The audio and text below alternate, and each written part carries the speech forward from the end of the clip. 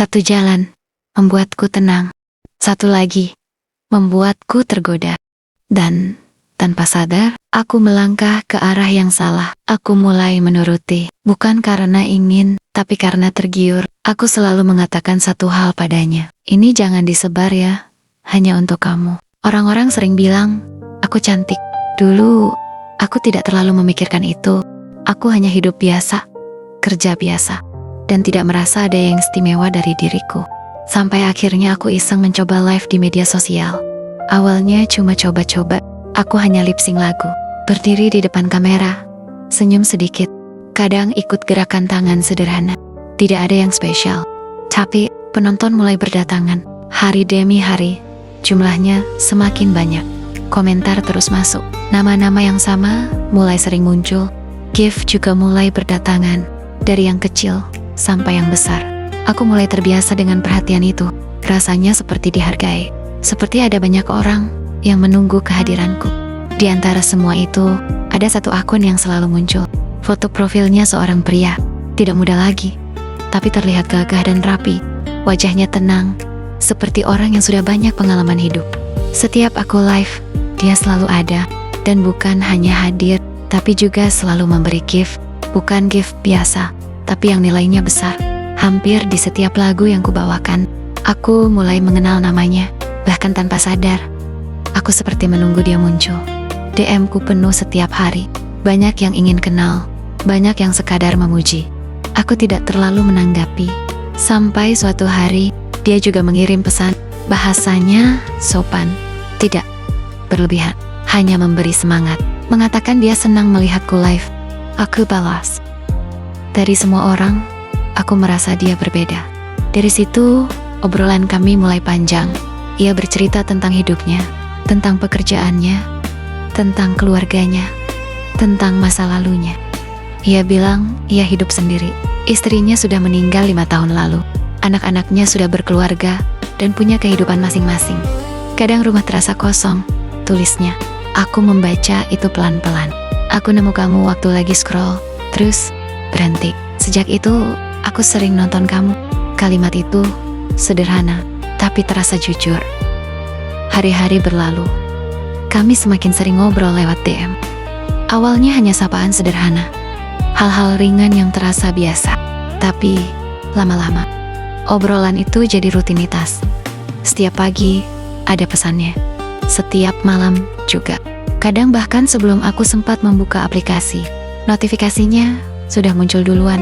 Aku mulai terbiasa. Bahkan, tanpa sadar, obrolan kami semakin panjang. Ia mulai bercerita lebih dalam tentang kesehariannya yang sepi, tentang rumahnya yang besar tapi terasa kosong, tentang malam-malam yang ia lewati sendirian. Aku membaca semua itu pelan-pelan. Ada rasa kasihan, ada rasa iba. Ia selalu ada saat aku live, dan saat aku tidak live, ia selalu bertanya, kapan live lagi? Aku mulai terbiasa dengan kehadirannya, baik saat live maupun waktu dia diam aku. Dan entah kenapa, aku merasa seperti dibutuhkan. Dari situ, semuanya mulai berubah pelan-pelan. Suatu hari, ia meminta sesuatu yang sederhana. Boleh kirim fotomu hari ini? Katanya. Aku ragu. Tapi ia langsung menambahkan, nanti aku kirim sesuatu buat kamu. Tidak lama setelah itu, ia benar-benar mengirim uang. Jumlahnya tidak kecil. Aku kaget. Di satu sisi, aku merasa ini aneh. Di sisi lain, aku merasa diuntungkan. Aku mulai berpikir, cuma foto biasa. Hari berikutnya, ia meminta lagi. Dan Loki, semakin lama permintaannya semakin sering. Bahkan saat aku tidak live, ia tetap mengirim sesuatu. Jumlahnya kadang lebih besar dari yang kudapat saat live berjam-jam. Aku mulai tergoda. Ia mulai meminta hal lain, bukan hanya foto, tapi juga video singkat kegiatanku sehari-hari. Lagi di rumah, ngapain? Coba kirim video bentar. Awalnya aku masih merasa wajar. Aku hanya merekam hal-hal biasa, di dapur, di kamar, saat santai. Dan setiap kali aku mengirim, selalu ada imbalannya. Uang yang cukup besar. Aku mulai terbiasa, seperti ada hubungan yang tidak tertulis. Lalu ia membalas dengan sesuatu yang membuatku sulit menolak. Namun, perlahan, aku mulai merasa ada yang berubah. Permintaannya tidak lagi sesederhana dulu. Bahasanya mulai terasa berbeda, lebih menekan, lebih mengarah ke sesuatu yang membuatku tidak nyaman. Aku membaca pesannya berkali-kali. Tanganku dingin, jantungku berdebar. Aku ingin menolak, tapi pikiranku teringat pada jumlah uang yang ia kirim sebelumnya. Tidak sedikit, jumlah yang bahkan bisa melebihi hasil liftku sebulan. Seperti berdiri di dua jalan. Satu jalan membuatku tenang, satu lagi membuatku tergoda. Dan tanpa sadar, aku melangkah ke arah yang salah. Aku mulai menuruti, bukan karena ingin, tapi karena tergiur. Aku selalu mengatakan satu hal padanya, "Ini jangan disebar ya, hanya untuk kamu." Ia selalu menjawab singkat, "Iya." Tapi entah kenapa, setiap kali aku mengirim, ada rasa takut yang tidak bisa hilang. Seperti ada sesuatu yang pelan-pelan lepas dari diriku. Harga diri yang dulu kujaga mulai terasa kabur. Hari demi hari berlalu. Semakin sering aku melakukannya, semakin besar imbalannya, tapi juga semakin besar rasa gelisah di dalam hati. Aku tidak pernah benar-benar tenang. Setiap notifikasi masuk, jantungku berdebar. Takut itu dia lagi, takut permintaan yang sama, atau bahkan lebih jauh lagi. Aku mulai sadar, aku bukan lagi sekadar orang yang dia tonton. Aku sesuatu yang bisa ia minta kapan saja. Dan aku yang dulu merasa mengendalikan semuanya saat live, sekarang justru merasa seperti kehilangan kendali atas diriku sendiri. Aku duduk diam suatu malam, menatap layar ponselku. Chat darinya masih terbuka, dan untuk pertama kalinya, aku bertanya pada diriku sendiri, apakah semua ini benar-benar dengan apa yang perlahan hilang dari diriku, yang tidak bisa dibeli, kembali dengan uang sebanyak apapun. Sampai suatu hari, ia bilang ingin bertemu. Aku belum benar-benar mengenalnya. Aku menolak dengan halus, tapi dia tidak berhenti. Akhirnya aku memberi syarat. Aku tidak mau bertemu sendiri. Aku harus bersama keluargaku. Kami bertemu di sebuah hotel tempat ia menginap. Saat pertama kali melihatnya langsung, aku merasa gugup. Aku sedikit malu. Ia menyapa dengan hangat, berbicara dengan keluargaku dengan sopan, bercanda.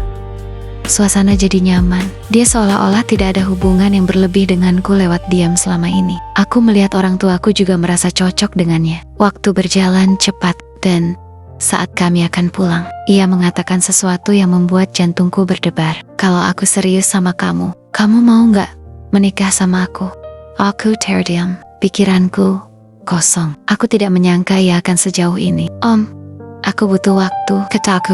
Ia tidak memaksa. Aku pulang dengan perasaan campur aduk. Aku bercerita pada orang tuaku. Mereka tidak melarang, tapi juga tidak langsung menyuruh. Mereka hanya bilang, pikirkan dengan matang. Hari-hari berjalan, aku tetap live. Ia tetap hadir.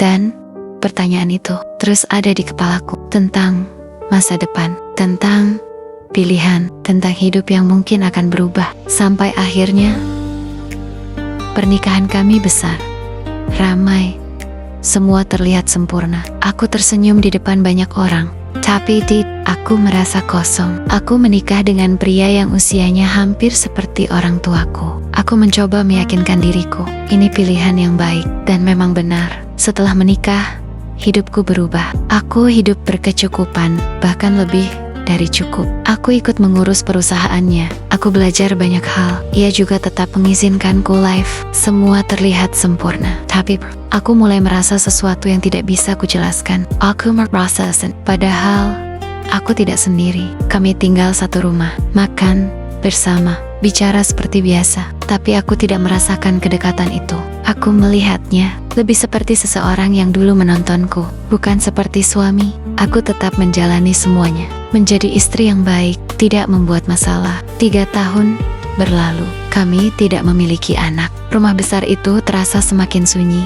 Harta, ada, segalanya ada, tapi harap tetap kosong. Setiap malam setelah live, aku duduk sendiri, menatap layar yang tadi ramai, sekarang gelap. Sapi, aku tersenyum di depan banyak orang. Tapi saat sendiri, aku tidak tahu apa yang sebenarnya kurasakan. Aku tidak membencinya, tapi aku juga tidak mencintainya seperti yang seharusnya. Aku dan semakin lama aku sadar, Tidak semua yang terlihat indah benar-benar bisa membuat hati tenang. Kadang aku memilih sesuatu karena terlihat aman, karena terlihat menjanjikan, tapi lupa mendengarkan hati sendiri. Dan saat semuanya sudah berjalan, baru aku sadar bahwa yang aku kejar selama ini tidak pernah benar-benar bisa mengisi kekosongan di dalam diri ini.